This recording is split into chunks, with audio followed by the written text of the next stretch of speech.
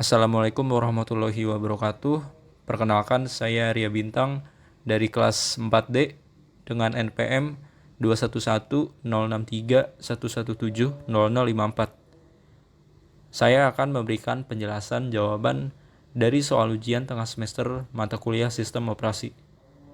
Pada perintah nomor 1, kita disuruh untuk install server Linux baru dari image ISO Ubuntu Server yang sudah kita miliki di VirtualBox. Kemudian kita buat nama server dengan nama UTS strip SO dan user dengan nama UTS NPM masing-masing. Saya sudah memberi nama mesin virtualnya yaitu UTS strip SO, tipenya Linux dan versinya itu Ubuntu 64-bit. Dan saya juga sudah menyeting ukuran base memory, jumlah prosesor, hard disk, dan juga urutan boot order. Lalu kita pergi ke tools, selanjutnya network. Terus di sini terdapat IP address dari host only network dan juga IP address dari NAT network. Lalu kita ke setting, lalu pada network kita ada adapter 1 kita enable, lalu pilih NAT network. Sama halnya pada adapter 2, kita pilih host only adapter, terus pilih VirtualBox host only Ethernet adapter #2 yang udah kita create.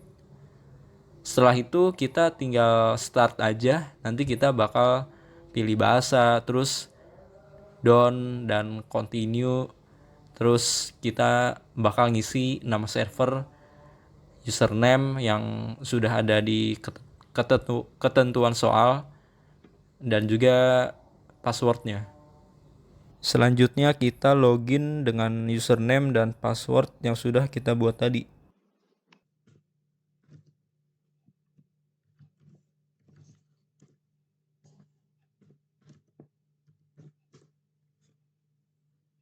Selanjutnya kita akan mengonfigurasi network agar dapat melakukan remote client server dengan menggunakan SSH. Di sini kita masukkan perintah sudo nano /etc/netplan/00 strip installer strip config.yaml. Lalu kita enter dan masukkan password. Perintah ini digunakan untuk membuka file konfigurasi netplan pada Ubuntu untuk mengelola konfigurasi jaringan pada sistem operasi, seperti alamat IP, gateway, DNS, dan sebagainya. Kemudian kita isi, dan ada juga yang ditambahkan seperti addresses, gateway, dan lain-lain. Kemudian kita ke sudo netplan apply yang gunanya untuk menerapkan konfigurasi jaringan yang baru pada sistem Ubuntu. Kemudian kita langsung pergi ke command prompt atau CMD dan ketikkan SSH UTS strip 21054 yaitu NPM kita add IP address 10.10.10.21, lalu ketik yes dan masukkan password. Dengan begini kita sudah sukses untuk konfigurasi network untuk melakukan remote client server dengan menggunakan SSH. Selanjutnya buat 2 buah user baru dengan nama user 1 dan user 2. Kita bisa masukkan perintah sudo add user 1. Lalu masukkan password, dan kita akan mengisi new password untuk user 1. Di sini saya akan mengisi user 1 juga. Lalu enter aja terus. Kemudian yes. Kemudian sekarang yang user 2-nya sama, kita masukkan perintah sudo add user 2, lalu masukkan new password untuk user 2. Kemudian saya mengisi juga user 2 lalu enter dan yes. Terus kita coba exit dulu.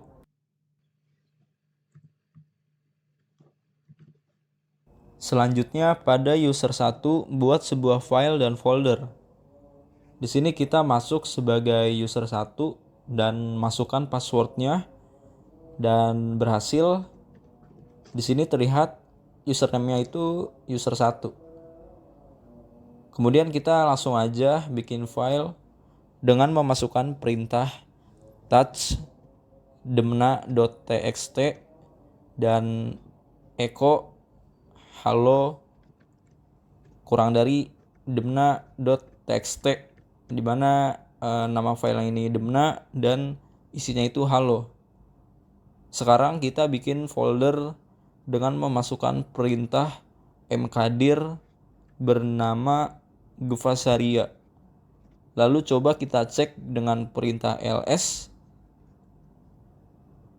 Nah, maka akan tampil demna.txt untuk filenya dan Gvasaria untuk foldernya. Terus kita coba exit dulu. Selanjutnya kita akan ubah kepemilikan file dan folder tersebut menjadi milik user 2. Kita coba masukkan perintah sudo chown user 2 Gvasaria dan masukkan password user 1. Nah, di sini user 1 gak punya akses untuk melakukan sudo. Begitu juga dengan user 2. Sebelumnya kita cek kepemilikan terlebih dahulu dengan perintah ls-l. Nah, untuk user 1 sebelah kiri ini artinya kepemilikan si user 1. Jadi kita harus ubah agar jadi kepemilikan si user 2. Nah, agar user 1 atau user 2 bisa melakukan sudo, kita masuk dulu sebagai user awal yang npm kita itu. Kemudian kita masukkan perintah usermod in ag sudo user 1 dan masukkan password. Lalu lakukan yang sama untuk user 2. Lalu kita exit. Kita coba masuk lagi sebagai user 1 dan lakukan perintah sudo chown user 2 Gvasaria dan masukkan password. Lalu kita masukkan perintah ls-l, maka user yang sebelah kiri telah berubah menjadi user 2 yang sebelumnya itu adalah user 1. Sekarang satu lagi yang filenya. Dengan perintah sudo chown user 2 demna.txt. Terus kita cek lagi dengan ls-l, maka kepemilikan sudah menjadi user 2. Selanjutnya ubah hak akses file dan folder tersebut menjadi 755. Kita bisa memasukkan perintah sudo chmod 755 demna.txt untuk file. Kemudian untuk foldernya melakukan perintah yang sama, yaitu sudo chmod 755 Gvasaria, dan kita cek dengan ls-5. Sebelumnya kan itu drwx bla bla bla, sekarang jadi berubah karena kita itu mengubah hak aksesnya. Nah, di situ ada D itu singkatan dari directory, dan rwx itu R-nya read, W-nya write, dan X-nya itu execute. Kalau yang strip itu artinya bukan directory. Selanjutnya yang terakhir, login dengan user 2, kemudian copy file dan folder tersebut ke folder home user 2 dari user 1. Nah, untuk melakukan copy file dan folder, kita login ke user 2 dan masukkan password. Kita cek dulu menggunakan perintah ls, maka tidak menampilkan apa-apa.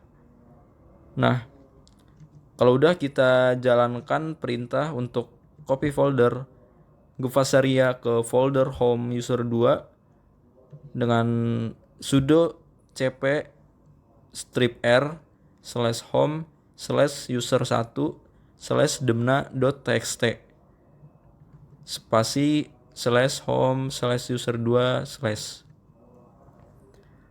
Kemudian selanjutnya sama, copy file demna.txt ke folder home user 2, sudo cp strip r /home /user 1 /gvasaria spasi /home /user 2 /. Lalu kita cek dengan perintah ls.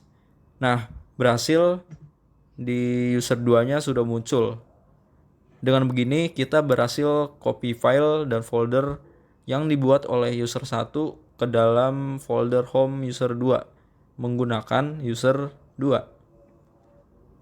Sekarang user 2 dapat mengakses dan mengedit file demna.txt dan mengakses seluruh isi